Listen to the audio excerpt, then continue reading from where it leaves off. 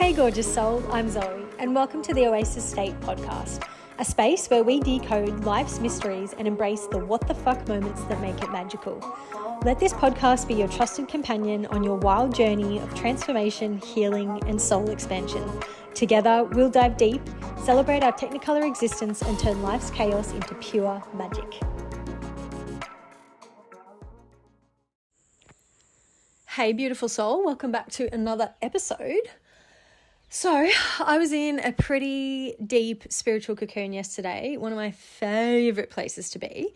And then I was voice messaging my beautiful friend Esther about it this morning. And I love those types of conversations. They're so nourishing. And I just felt called to come on here and sort of share what was sort of coming through for me yesterday. So let's go. Yesterday I was thinking about I think I was trying to conceptualize what the actual spiritual awakening journey is, or your conscious enlightenment journey is, and the language around it was a thing that I was sort of meditating on yesterday as well, because I think language is just it's so strong. So I think it's just really, because we put labels on it and there's meaning behind it when it's like conscious meaning and subconscious meaning, etc. So I was sort of trying to find the language that I resonated with on this journey. So I was like, okay, well, I feel like I've got some form of personal experience with awakening my spirit and becoming a better version of myself, let's say that. And I was like, well, if I had to put that in a definition, what is the actual spiritual awakening journey for me? And for me, it is a journey of returning to oneness. And that's a bit like wish-washy sort of, put it on a bumper sticker sort of vibes. So for me, the reason I feel like I'm here on this planet, the thing that sort of motivates me every day and that my evolution is, I want to know every part of myself and I want to love and accept every part of myself. And I'm like, is that in a zoomed out way a spiritual journey for others as well? Or is that all I can really speak to is my own experience. So I'm just going to stick with that. And, I love nerding out on with other spiritual teachers' teachings and books and podcasts and everything. But I think it's really important to take what resonates and leave the rest, including this podcast. So like I said, all I can do is speak to my experience and how my relationship with this spiritual evolution and this journey. And I just want to share it in case it helps anyone else on their journey. So yeah, let's go. So like I said, I think we overcomplicate the spiritual journey, and that's what Esther and I were just talking about. But when you actually just peel back all the layers, the inner process that I am drawn to every day is accepting and loving every part of myself. And I think we get really confused as a society if if you don't take the lead with your own conscious journey and you just sort of, aren't aware of your conditioning. We cherry pick parts of ourselves and we have a good relationship with that. So just say you are a confident speaker, then you have a relationship with that identity as a confident speaker. And that relationship is probably, a lot of pride and a lot of excitement and a lot of love for that version of yourself. Whereas I think on my spiritual journey, I just got so tired by cherry picking these parts of myself that society taught me to love and to put a lot of light and attention on. But then I felt intuitively like there was all of these parts of myself, these darker, shadowy parts of myself that I'd been taught to sort of push away. And that inner discord of like, okay, these are the parts of me that I like. These are the parts of me that I put out there to society and the world and put a front on for, like, look at me, I'm XYZ. And then pushing away all these parts of myself that I've been taught not to accept, like that push and pull in my inner world of like, only accepting some things and rejecting the rest was probably like that inner friction, that inner discomfort was probably got uncomfortable enough that it inspired me to look at that a bit more. And that could be one of the many sort of triggers not the right word, but triggers and or invitations to look more deeply at that. And then, like I said, with the help of learning from other people's spiritual teachings and spending time getting to know myself, I was like, oh, okay, I think I've been doing it. Have been doing it the wrong way around. And I keep focusing on the parts of myself that I want people to admire and see and connect with. But also there's all of these other parts of me that are just misunderstood, and they actually just need a bit of love and a bit of light. And yeah, I think that sort of was a huge pivoting point in my spiritual journey of, why don't you give just as much love and attention to those shadowy parts of yourself that have unfortunately been given the relationship of shame or guilt or fear or rejection? Why don't you shift your relationship with those parts of yourself and give them love and acceptance and loving intention and everything, and see what happens there? So that was me, reflecting on my spiritual journey so far. And like I said, I don't even know if spiritual journey is the right term. I think we all need to be really mindful of our wording, because words are so powerful. So, like I said, take what resonates and leave the rest. And just for a lack of a better term, these are the words that are resonating with me right now. But yeah, by no means, if the word spiritual doesn't resonate with you, then it could be a conscious journey. It could be a personal development journey. It could be a self-love journey, like it's all sort of the same thing. But it's just really important to find the wording that resonates with you. And I think the wording that causes the least amount of resistance to bringing all of these parts back to yourself. And even in the few minutes that I've been speaking, like, doesn't that feel so much nicer? Like I said, when you bring your awareness to how you were operating with that, okay, let's put these particular parts of myself on display and let's love them and give them all of those good vibrations and my attention. And then all of those other parts of myself that might feel too uncomfortable to bring your love and light to, or maybe society has taught you not to bring your love and light to them, you pushing them all away. Like, doesn't that feel exhausting, me just saying that out loud? And I think it's so important to bring that awareness to, like, where are you doing that in your life? Like, because I think that's probably not the greatest use of your energy, and it's actually missing the point, like, of our soul-led journey, because we're just here to come back to oneness, like to that unconditional love and to that feeling of oneness or wholeness. And like I said, choose the words that resonate with you. I'm just choosing the ones that are coming through for me. But doesn't it just feel so much nicer in your body, the latter inner experience that I described of, like, I actually pivoted my attention and my awareness and my intention to accepting all of those parts of me. And yeah, of course, like, it's not easy because, we've spent so much of our life avoiding those parts of ourselves. So yeah, it can be really uncomfortable, but in my experience, it's only temporary. And the more that I've done this and the more that I've shone a light on these parts of myself that I didn't like, the more confident and strong that light within me is getting to shine a light on the darkness, if that's making sense. So I was sort of like, journaling about this and meditating on this yesterday. And I'm like, is it me trying to conceptualize my spiritual experience? But I think I've rinsed and repeated this process of, like I said, rather than accepting these parts of myself and giving them all attention and then having these unconscious, darker, quotation marks, darker parts of myself pulling me back, I've actually just been like, hey, I'm, this unconditional light within. Why don't I shine a light on that darkness?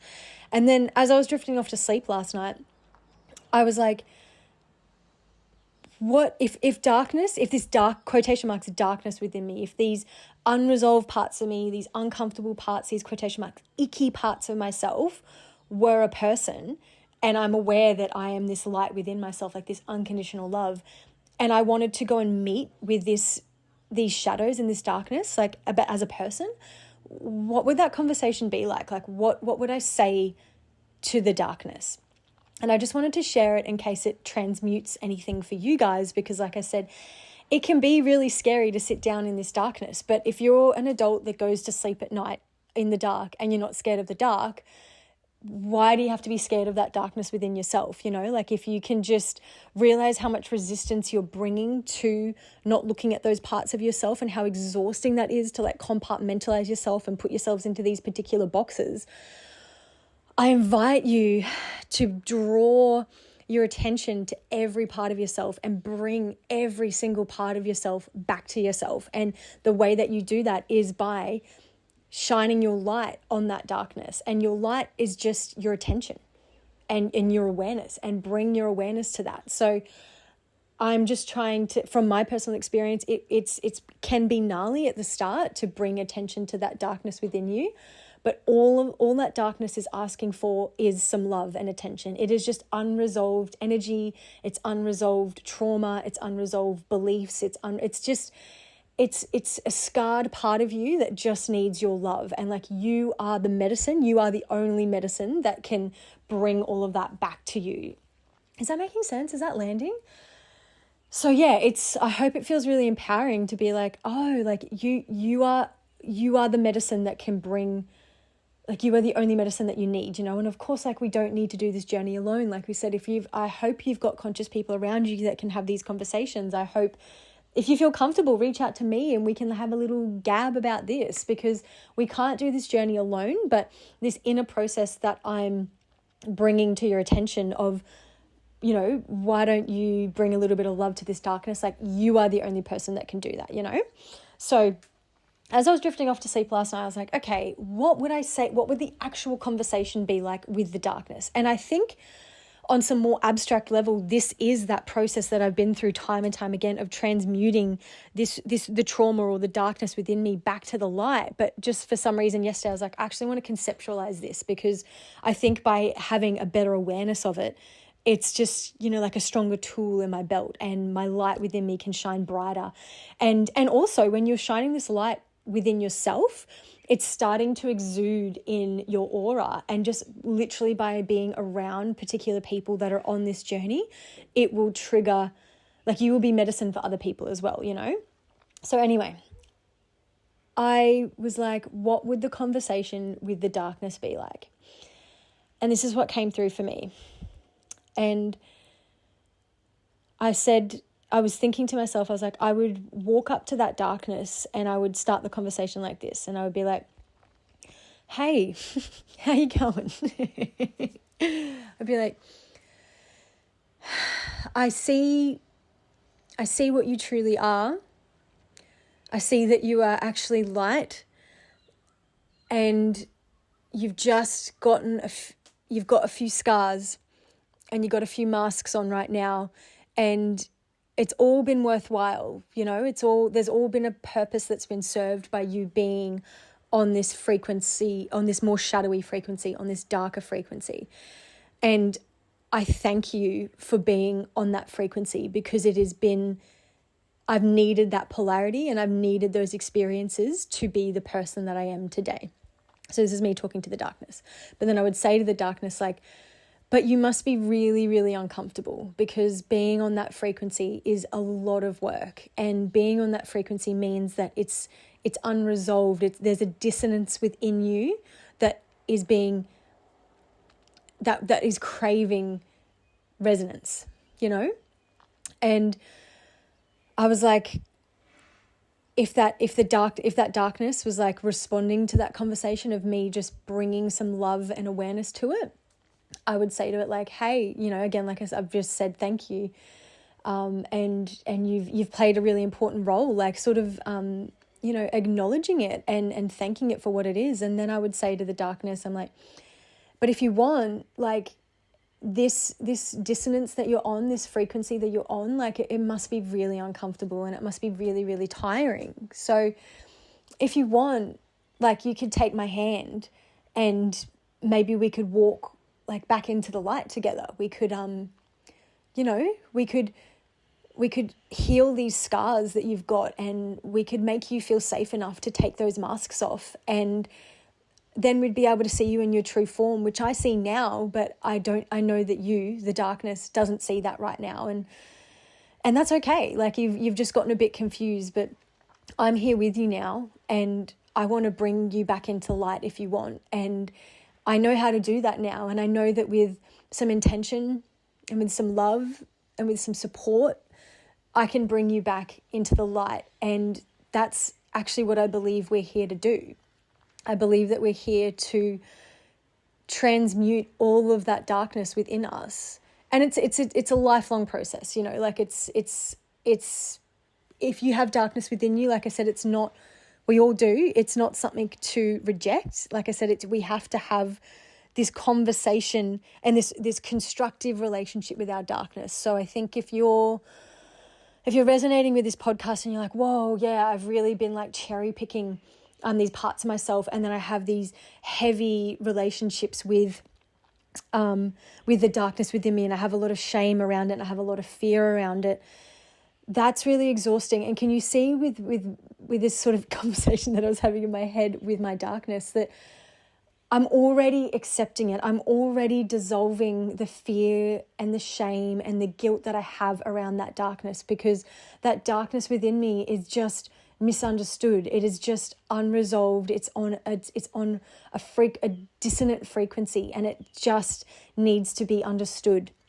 So I hope that by me sharing this conversation that I'm having with my darkness, it can sort of help you start dissolving these unnecessary relationships that we have with that darkness. Because a darkness or a shadow, like I said, whatever wording you need, but all of that has only happened because you've been through heartbreak or loss or adversity. And that's so gangster. That is so, for you as a soul in a human body to go through this and want to, and still want to show up as the best version of yourself.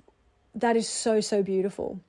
And I invite you to have these conversations with your darkness now too. And I want, these messages are coming up on my phone. I'm losing my train of thought, but I just found it really, really cathartic when I had this conversation with the darkness within me. And I think maybe by like seeing it as a person and being able to have a conversation with it, it's not so abstract and it's not so scary, because you can just walk up to that darkness and grab its hand. And if you see that darkness or those shadows or those, you know, unhealed, icky parts of yourself, if you just see them as like a lost, dirty, confused little kid, and you grab its hand and you're like, hey, like, I know you must be so uncomfortable right now, but it's okay. Like, we can actually clean you up. And that's, to me, what the spiritual journey is just alchemizing this darkness into light. And because the darkness is just light disguised, you know, it's just light with, you know, trauma and heaviness and whatever it is on it. And if you feel called to talk to that darkness and just invite it, like, hey, do you want to take my hand, and we can go to a higher vibration, and we can actually resonate on a frequency of love, of unconditional love. Like, I'm so sorry that I've been conditional with my relationship with you, you know, and I've, on top of how uncomfortable it's been to be in that darkness, I've also had this unconstructive relationship of shame and fear and guilt on top of the darkness, you know. And it's not saying that you beat yourself up because you've had that additional heavy vibrational relationship on top of that darkness, but I think just by having that awareness